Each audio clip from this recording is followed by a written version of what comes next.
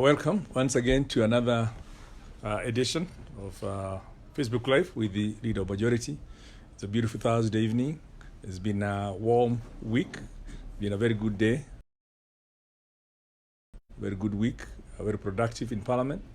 And I want to keep thanking you for the continuous engagement. And we have a wonderful guest today who will be introducing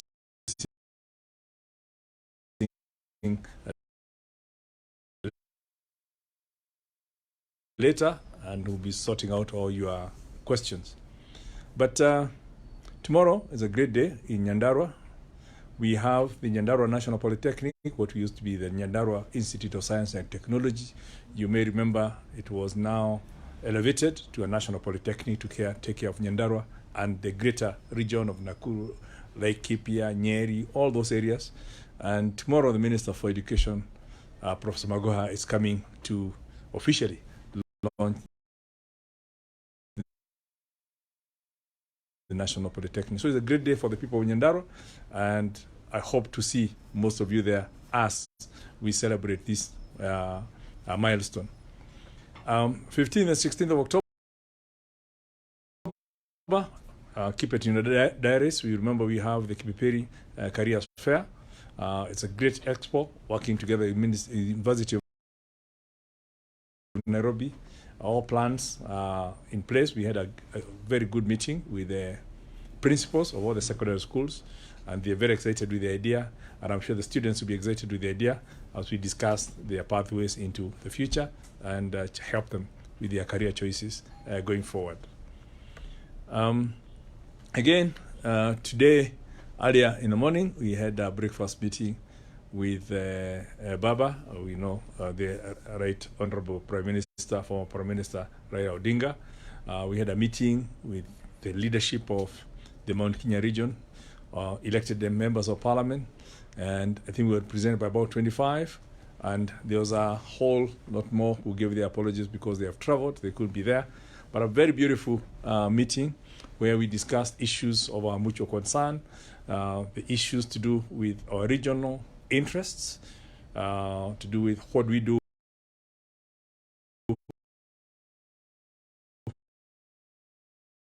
with our equitable share of revenue, our equitable representation in Parliament, what we do is security of our properties and protection of our properties. We had investors, and we really want to ensure that wherever investments are around the country, whoever wants to take on the presidency next year can guarantee that those property, the issues to do with our regional interests, to do with what we do with our equitable share of revenue, our equitable representation in to opportunities in government, be it in terms of jobs, in terms of working with government, and also within our agriculture and those protection. How do we ensure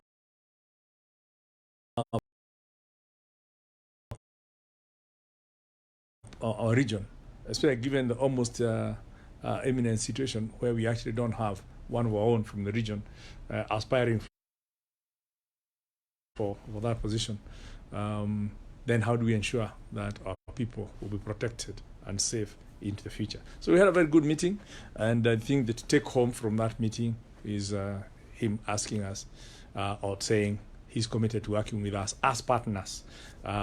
So it's the beginning of a partnership, and we'll continue engaging with him and with others so that we eventually can pick the best candidate to take to our people. And because at least we'll have internalized what all the issues they stand for. Today, we also, at least I attended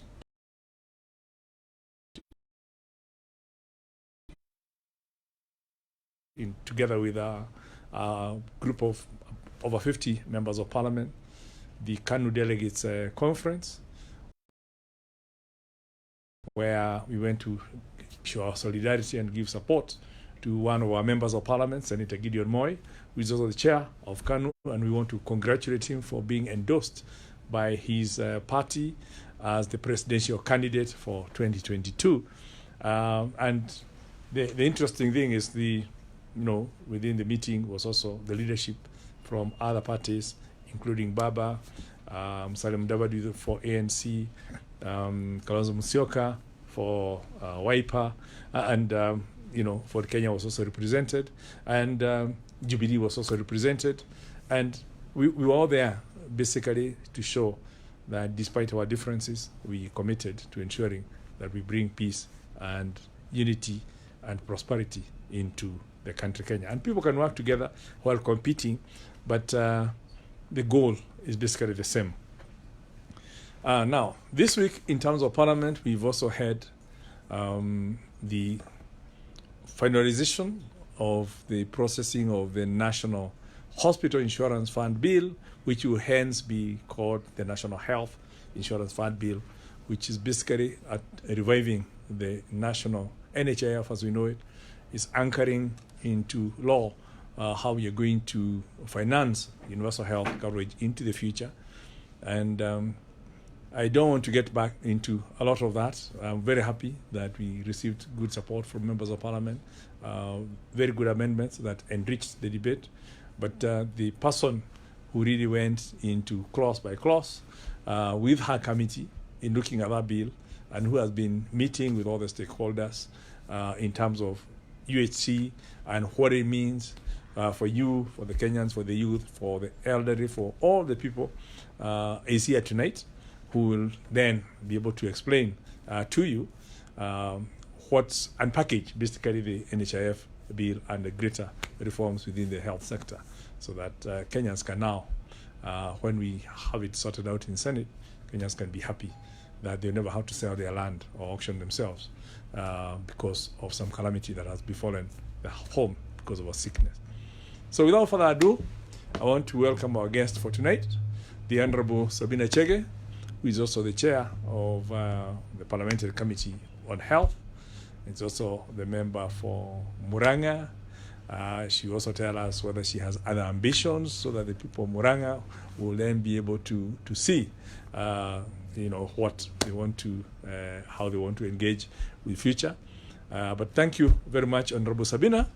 I want to welcome you to take my seat and answer the questions from the members of the public.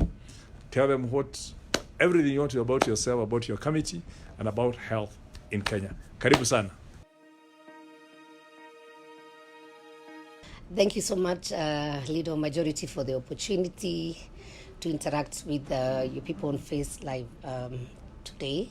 And this great evening, I am very grateful. As I've been introduced, I'm Sabina Chege.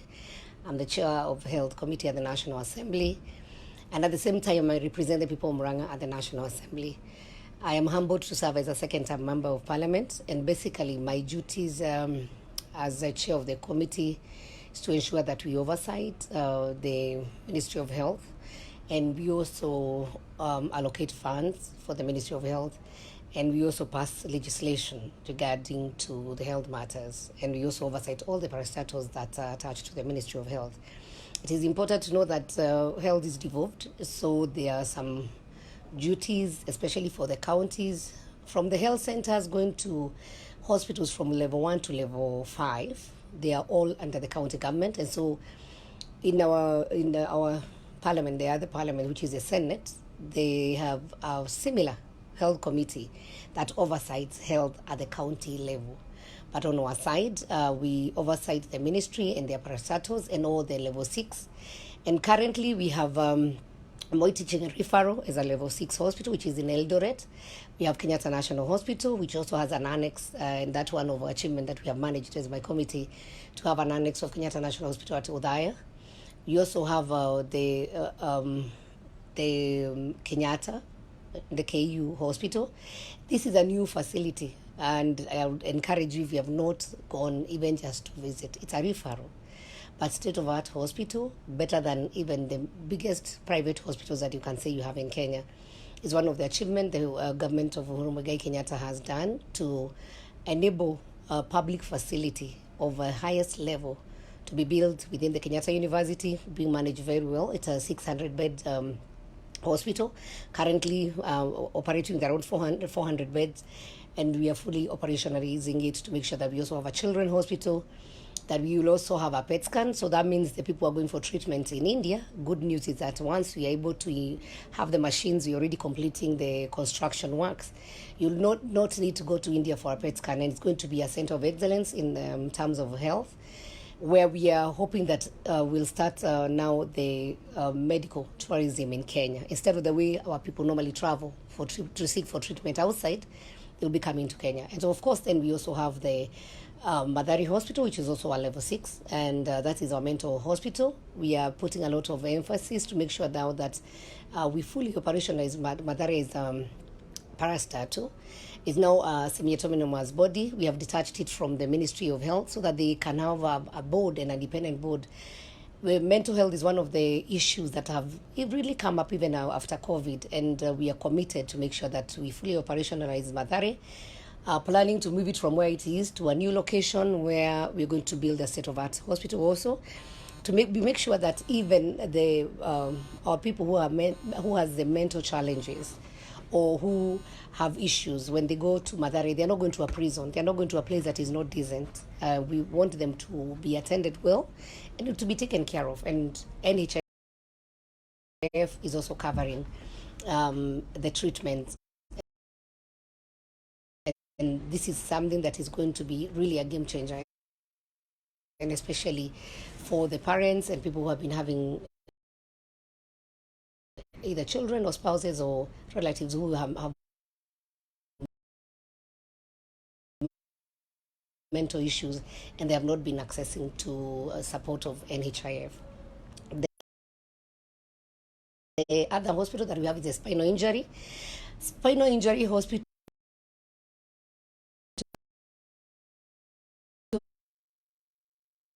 a very small hospital, but it's with a 30-bed capacity.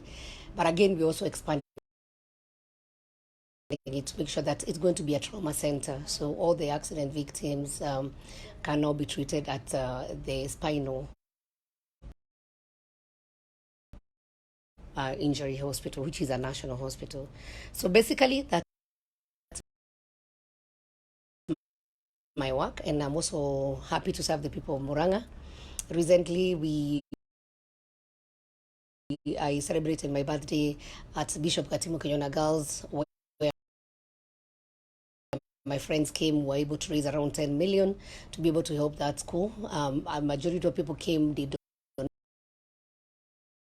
donations, others did pledges, others brought cash money. And I want to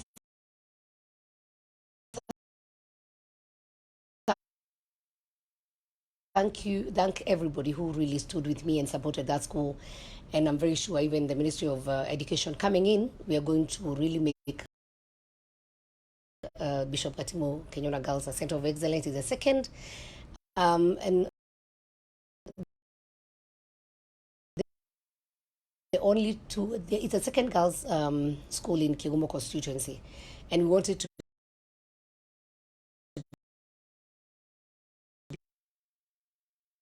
be to run as a Starehe model, where the girls who are less fortunate, who are not able to raise school fees, I have around 40 girls that I take to that school, and I can tell you that the teachers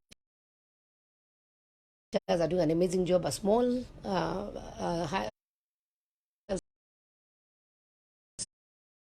secondary school, but growing, and we are hoping that by the time we finish the construction of a dormitory and a decent kitchen, they will be able to also perform even better. So today, I want to look at the questions that you have about health, and I'll be coming back to you. Thank you very much. And now I want to take the questions. And I can see Joseph Minor.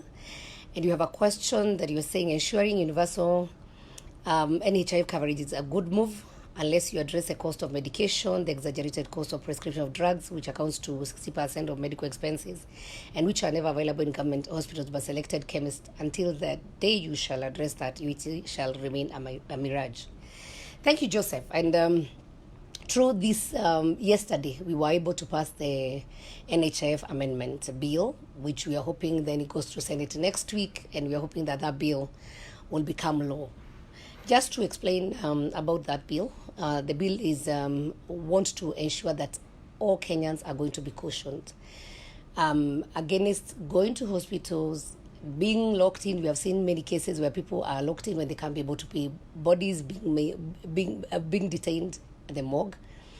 And basically, the bill want to ensure that any Kenyan who can afford to pay NHIF will be paying, so that the ones who can be able to pay, the government will come in and pay for them, and make sure that those households where we have vulnerable, we have indigents, we have persons with disability, we have orphans, we have widows and widowers, government, they're going to come in, the ones who are poor families and they can't be able to afford healthcare, that the government will be paying for them. This is very good news because we know many families, and especially with COVID, so when the pandemic came, they have left many families without money. Some have even sold their land to be able to cover for the medical expenses. And as you mentioned, Joseph, is that true medical, the cost of care in Kenya is very high. 2 years ago, my committee embarked on the journey to try and sort out the issue of cost of care in Kenya. We engaged the medical board, and they were able to reduce the cost of the doctor's fee with a percentage of 20%. This morning, we engaged Jubilee Insurance, and where we also went through the cost of care in Kenya. And one of the issues that came up was that the cost of drugs, the pharmaceuticals and non-pharms, and especially the drugs, is very high. And we agreed on a way forward that we must come up with a policy to ensure that we can be able to have a recommended retail price for our drugs. For instance, when you want to have a painkiller, I don't want to mention any of them, you'll find that one would cost 5 shillings on this street. You go to the next street, it will cost 10 shillings. You go to this hospital, it will be costed at 15 shillings.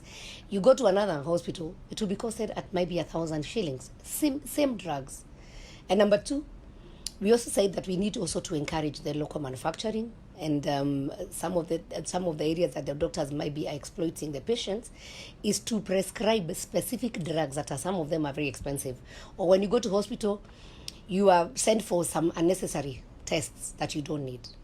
And so we are planning to come up with a policy through the Ministry of Health, and we're going to be engaging the Pharmacy and Poisons Board so that we can be able to come up with proper structure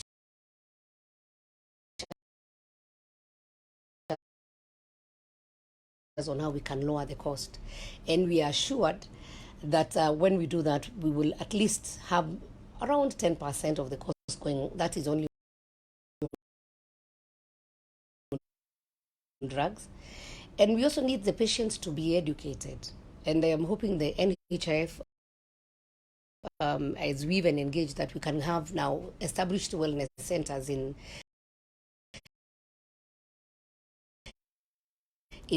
our hospitals, where Kenyans will be encouraged at least once in a year, just go for a medical checkup. One of the things that we have realized, and especially in the mountains, is the diabetic has gone up, arthritis and all those things, but those non-communicable diseases, some of them are due to the lifestyle, what we are eating. If you will visit a wellness center, then we'll be able to give them the proper education.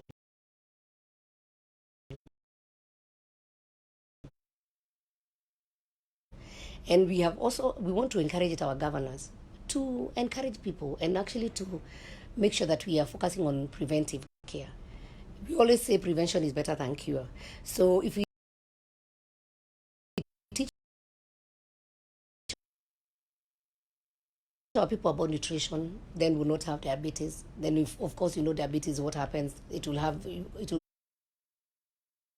cause you to have a kidney failure, and then, of course, you start dialysis. And we're investing a lot as a government on curative instead of preventive. And one of the ways that we also can be able to lower the cost of care in Kenya is by educating our people what they need to do. So Joseph, yes, UHC was just one of the steps that is going to help us, but we have many other plans to make sure that the cost of medication in Kenya goes down.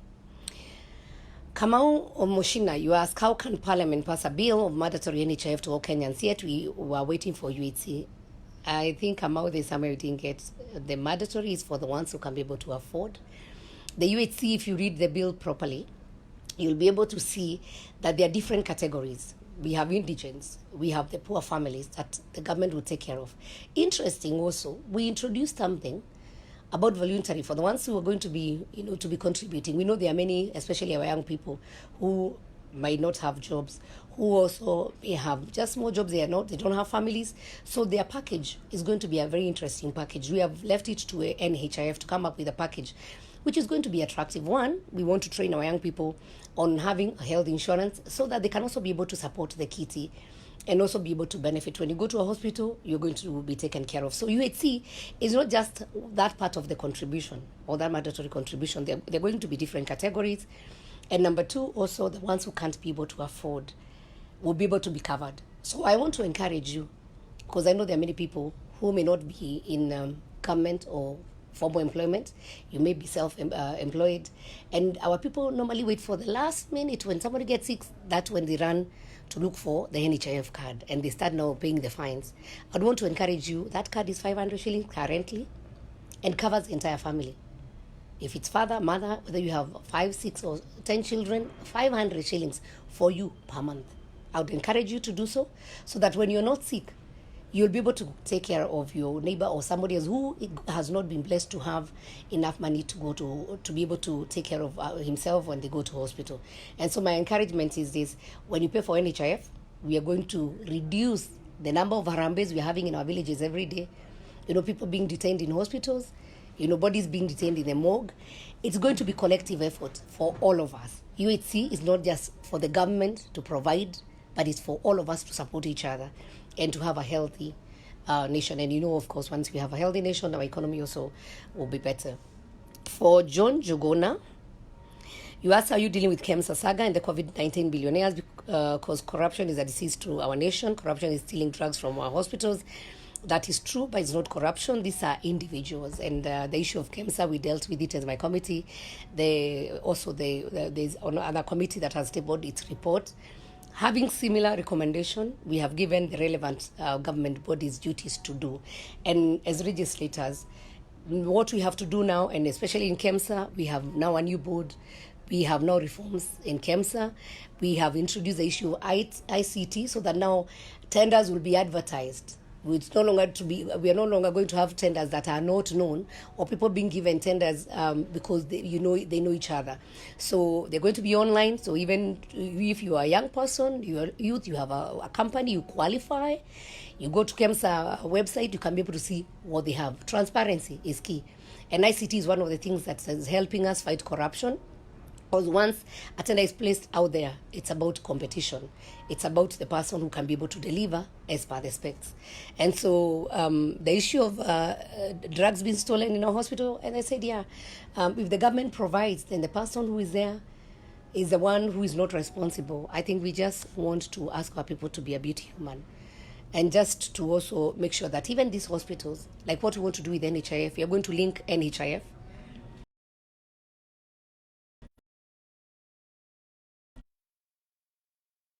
with our hospitals, so that if somebody comes in and they are charged 2,000 shillings, will not have somebody saying they were given a service of 10,000 shillings. That's transparency. And I think ICT is one of the techniques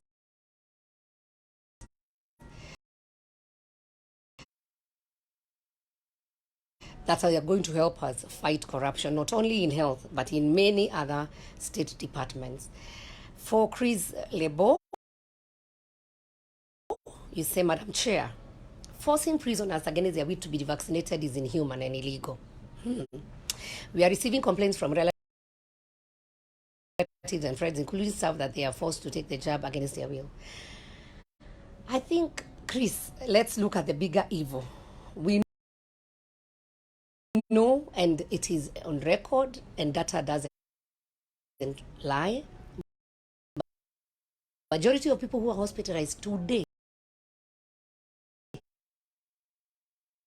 because of COVID are the ones who had not received the jab. And even the ones who are in ICU, majority of them are the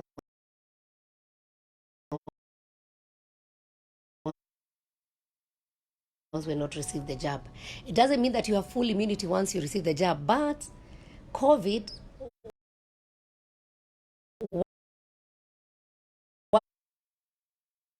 once you have received the vaccination, and especially the people who have not managed to even get both vaccinations, it prevents you. How did we end polio? And so see it as love. Prisoners, you know the space and you know there are many. Government is not forcing them. Government want to protect the prisoners because they are also human. But the fact that you're already in prison doesn't rule you out that you should not be helped. And so for even the staff, I would be shocked to see any staff member complaining that they are being forced to be vaccinated, whereas the government is protecting you from falling sick. And I think if you look at even our children, let's not treat COVID like it is a peculiar disease. You can look at our history. How were we able to fight polio? And now we don't have many people who are persons with disability because of polio. It's because of vaccination. We know, I'm a woman, we take our children through immunization and vaccination. So it's the same process. COVID has come, it is real, it is killing people. And so it is important, even you, Chris, if you have not received the jab, please go and receive it. And number two, there's a lot of propaganda out there. I don't know what it's affecting what. I'll tell you, I have received both jabs. I know many people have received the jabs, and there are those lies that are out there that they are affecting people. I don't know performance. You might even perform better when you get the jab because you not get sick. And thank you very much. Dr. Abdul Wajib, you're asking UHC health workers are still facing and struggling without any allowances at this pandemic. Let MOH Kenya come up with a permanent solution. I want to agree with you. Of course, when the pandemic came, we were able to have some of the allowances that were recommended. They were not permanent. They were suggested by the ministry. We were able to honor. And I also want to thank many corporates that came in and stood with the health workers who sacrificed themselves and their lives and also their families to actually attend to the COVID patients. There are many corporates that came in, some gave them fuel cards, others just gave them, supported them even with food. And so even for the government, the little we were able to do then, we were able to give an allowance. And I'm very sure that the Ministry of Health is working towards making sure that the health workers are happy. Because they have actually done us proud. Kenya is among the leading countries that have been able to face COVID. And we have also protected and we have prevented a lot of spread. Sometimes things are not as we would expect, but we are trying our best. Lucy Wangoi, you say get vaccinated and yet allowing foreigners to be in our country from Pakistan. Hata wajapimwa in the last 48 hours, ama ni another variant coming. Lucy, please get vaccinated. Not for you. You see, I also see people saying politicians, they're doing this, who are you telling us? It's about your life. I am very sure those foreigners who are here, nobody can pass through the airport without a certificate that you have been vaccinated. Nowadays, even traveling, the ones who are even going through our ports to Mombasa or even to Kisumu, there is a form that one is filling. So especially the foreigners, by the time you land in Jomo Kenyatta International Airport, you must produce your form and to show that you have a letter that you have actually, you're COVID-free. So the issue of foreigners coming in, I don't want to comment about Pakistan, but we have many foreigners coming in. We also allow travel into many countries. We are trying to slowly open up our economy. But what we are saying, Lucy, please get vaccinated. Don't question it. It is for you. It is about your life. And the beauty thing about yourself and your life is that, there is no second chance. So please, Lucy, as we criticize, let us get vaccinated. Ezekiel Kiplagat Koech, you say, Madam Chair, what happened to Eldoret MTRH expansion that was passed by Cabinet to be built? Ezekiel, I was in Eldoret like a month ago. these are some of the projects that are still ongoing. And the first thing we want to do is to make sure that MTRH itself, as per its current position, that we were able to fully maximize on it. We were able to open up a new cancer center. Eldoret is doing very well with the issue of renal, and I was happy to actually see that MTRH is the first hospital that is now doing the dialysis for children, for babies, actually small children. And we're very proud of the management of MTRH. It's one of the public facility that does not retain anybody. And so the management of Eldoret has really, MTRH has been very good. And so our plan B, the second phase, I don't want to call it plan B, but second phase, is to start now the expansion and building the new facility. But for now, we really wanted to make sure that the facility that we have fully, made use of it. And Eldoret is one of the lucky hospitals that they even have, the universities from North America. A lot of them, they have partnership with them, with the KMTC. They are in partnership with the university, a facility that we are very, very, very happy on how it's being managed. And so expansion of MTRH to the new facility, the new land that was given, we are getting there. And I would only pray that we have peace in this nation, that our politics will remain peaceful so that we will be able to complete some of these projects that the government started. So I just want to thank you for the opportunity to interact with you. To the people of Murang'a, we will continue serving you. I'm praying to God that come next year, I may be the first woman governor in Murang'a. I've been your woman rep for 2 terms. Served the entire county with little resources. I was able to really support many groups, starting with the young people. I am a mentor. I work very well, even with the community, with the groups that we have been funding through GAF. And that's just a small kitty that I've been having. So I know, after Mwangweria leaves, that through God's grace, and I'm humbling myself, that I might be the next governor of Murang'a County.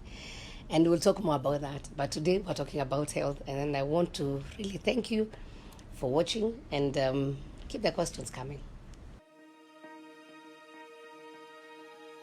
Honorable Sabina Chege, Chair of Health, for really educating our people and answering the questions and sharing that knowledge. I have also benefited quite a bit. I've learned far much more what's happening.